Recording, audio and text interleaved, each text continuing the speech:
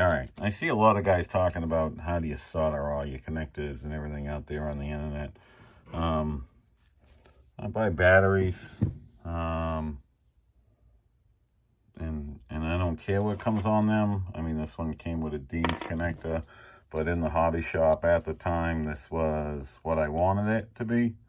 I'm hoping it's better than these two. This is a 120 2200. The sticker came off when I put my Velcro on, but this is only 50C. Oddly enough, I go faster with this one than with this one, which is supposedly a higher C battery. But now I got this Pro Tech. We'll see how it goes. Anyway, I run EC5 because I bought a whole package of them and they go with my armor and blah, blah, blah.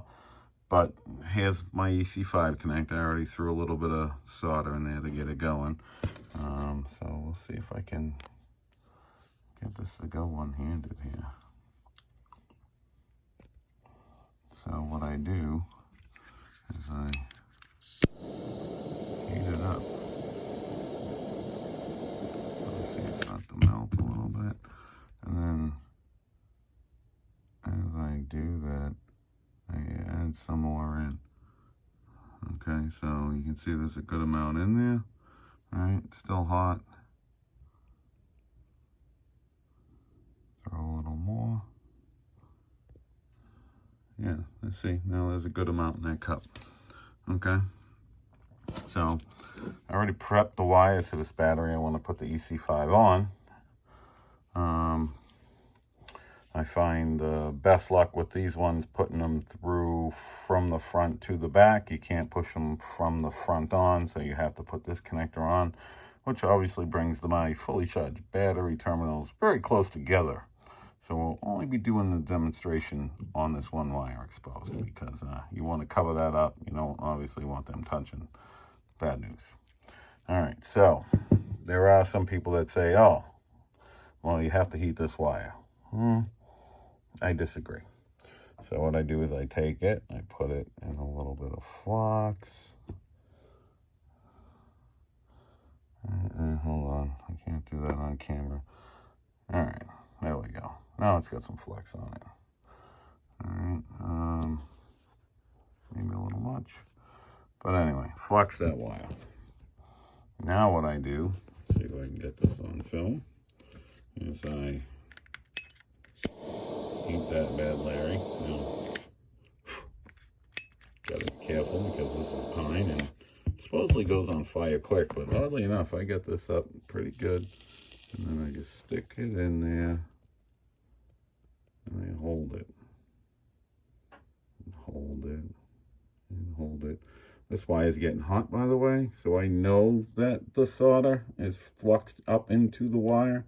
I've done this. I might even be able to show you. I cut this one a little long.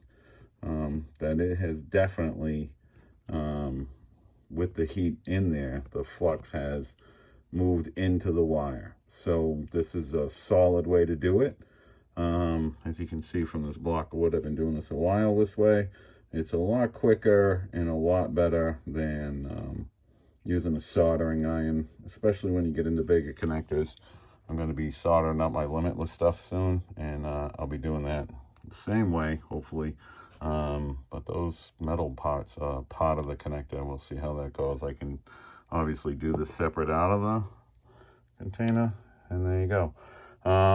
Wait for it to cool down before you stick it into the back, and definitely, you know, do your other one, let them both cool down, and then push it back through, because otherwise, if you put it in there too warm, they won't hold. You'll be trying to push this into your car, and it'll be popping back out of the back, and blah, blah, blah. So wait until they're a little bit cooler, not totally cool. I mean, you can heat them up a little bit and push them in, or I usually just put them on the floor and make sure it's got a really good backdrop. So when I put it down like this and I push it in and I hit it with a hammer and a punch, that thing seats, and usually have no problems.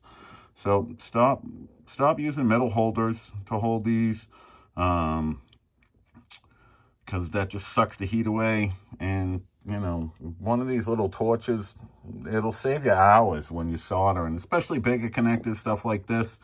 Oh, look, I got a hair out. Wasn't perfect. Damn it. Anyway, much quicker. I mean, and this will save you hours. I'll pull this one off. I'll tape this one up, and I'll do the other side. And like I said, you can do the majority of your connectors this way. And even anything else, like use a block of wood. Don't use a metal stand. This doesn't suck the heat out of the metal connector, and it allows you to heat the connector much quicker. So I have another block around for some of the smaller connectors I use, and I stick them in here, and one of them's a slit, another one's some smaller holes, but you know, use the tools around you.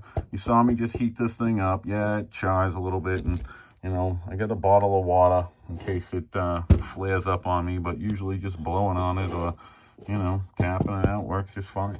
I haven't started a fire in my house using this crappy piece of pine, and it's fresh pine. It's not treated or anything, so I'm not releasing chemicals, and it's working just great. So there you go. Quick way. That's how I do it. I swear by it. Haven't had any issues. Let me know what you think later.